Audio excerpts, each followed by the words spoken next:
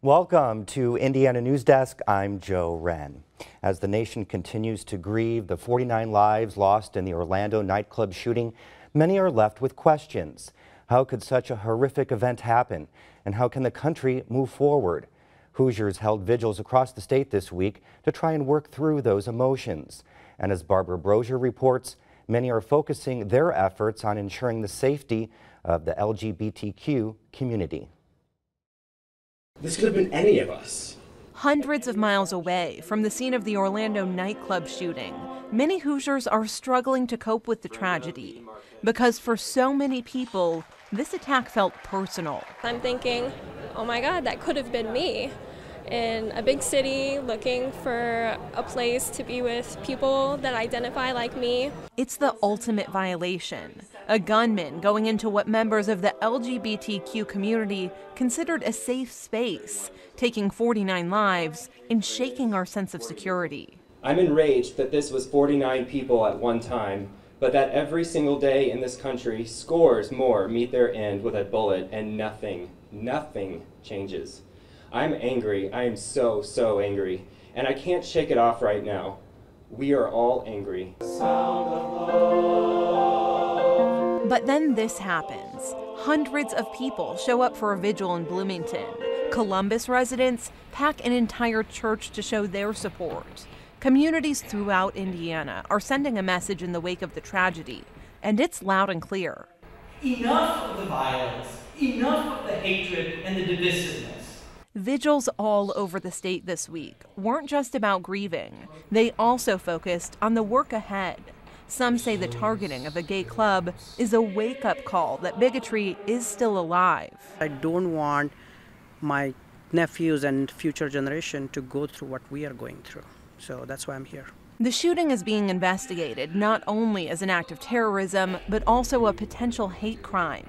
According to the FBI, just over 20% of hate crimes reported in 2014 were motivated by gender identity or sexual orientation. That doesn't come as a surprise to members of the LGBTQ community. There's much being made of this being an Islamic terrorist, and the focus being on stopping the Islamic terrorists. It happened that this person was an Islamic terrorist, but our people are being killed every day. Every day somewhere our people are being killed. The shooting is prompting some communities to take action to ensure members of the LGBTQ community feel safe and supported. Bloomington Pride is launching an initiative called Stand with Pride.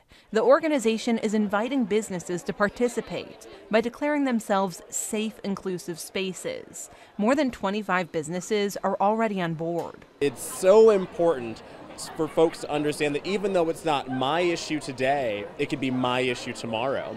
And if I want you to fight for mine, I've got to fight for yours. And that's the only way we get anything done. And organizations like Indy Pride are hosting blood drives, encouraging allies of the gay community to show their support by donating. We're getting a lot of people asking, how can we do something to help? How do we support? How do we take action? And so beyond financial giving, donating blood is another way to do that. There are countless ways Hoosiers have come together in the past week to help the victims in Orlando and ensure the safety of their own communities. And that may just be the best way for the country to heal. I guess it's what a lot of people say after something like this happens, we can't let them win, kind of a thing. And I think really it's even more important, and it's not just to the LGBT community, but our allies, our friends, our parents. You've got to come out and support us, because when our people speak, we're speaking in our own self-interest. If our friends and family speak, they're speaking to what's right. For Indiana Newsdesk, I'm Barbara Brosier. The Islamic Society of North America is condemning the shooting in Orlando, saying it goes against the teaching of Islam, but it's also having to defend Muslims because some people are using the tragedy to demonize Islam. The Secretary General of the organization says the country's been conditioned to fear Muslims. There have been over 140 mass shootings so far this year. Only 1 or 2 of them have been committed by Muslims. So that's a very, very small percentage, and yet you don't hear about the other mass shootings. PATA says they've had to increase security at ISNA over the past 6 months after receiving several threats. The shooting in the Pulse nightclub has reignited the debate surrounding gun regulations. Debate spread to the U.S. Senate as Democrats led a 15-hour filibuster. The goal was to allow for a vote on stricter gun regulations. Joining us now are Paul Helmke and State Senator Brent Waltz. Helmke is a professor at the School of Public and Environmental Affairs at Indiana University and a former head of the Brady Center to Prevent Gun Violence. Senator Waltz represents District 36 and is an advocate for the Second Amendment. Thanks for joining us today. So it's the ongoing debate, could stricter gun regulations have prevented the shooting, Professor? It's always tough to figure out what could have stopped a specific shooting, but clearly we're seeing too many of these shootings. Today's the 1-year anniversary of the Charleston AME church shooting, where it was a racist response, 9 people killed.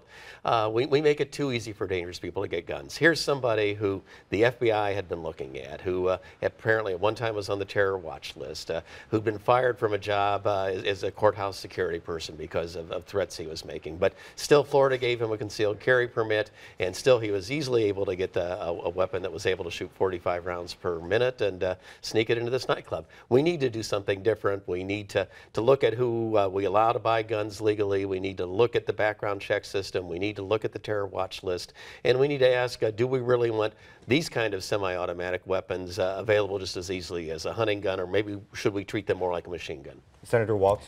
Well, first of all, the weapons such as the AR-15 that Paul alluded to can be hunting weapons, they can be target weapons, and unfortunately, like all firearms, they can be weapons of murder. We know for a fact that gun laws are not effective.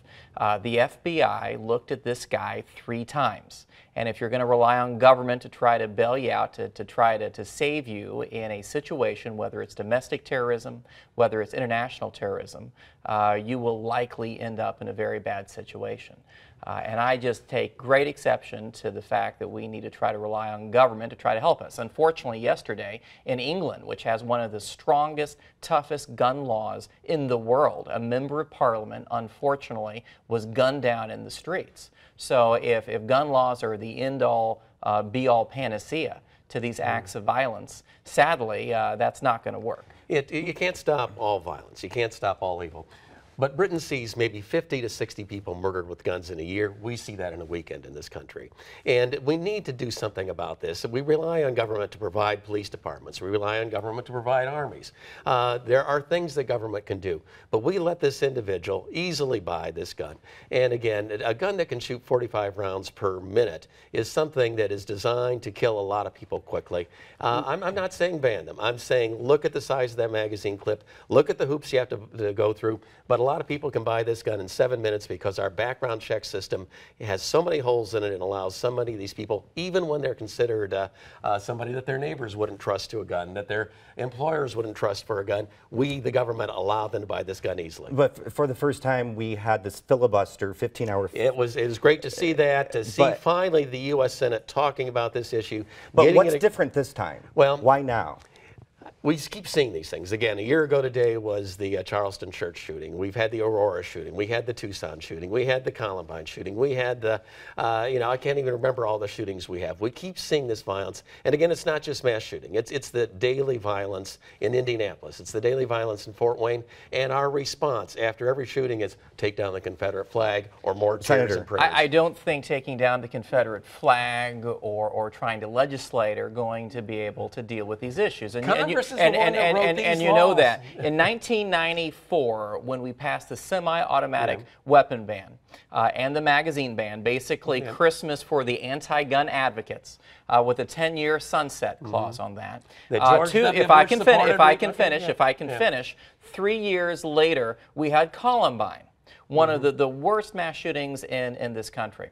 So the gun law did not work to save those kids in Colorado. No. And you're going to find, unfortunately, that whenever we try to pass laws and the liberals do a victory lap saying we finally got the guns off the street or we've got guns out of the hands of the people that claim not to be able to have them, they will find a loophole around that. In the case of the terrorist in Orlando, his girlfriend, who was not on any watch list, who had not been investigated by the FBI, She could have very easily bought the weapon, and let's not forget that the gun store owner turned down the buying for the body armor and reported his actions to the FBI, which did absolutely nothing to fix this problem. And of course, I know we could go on and on and on. This is going to be one of those things we're going to have to stay tuned for.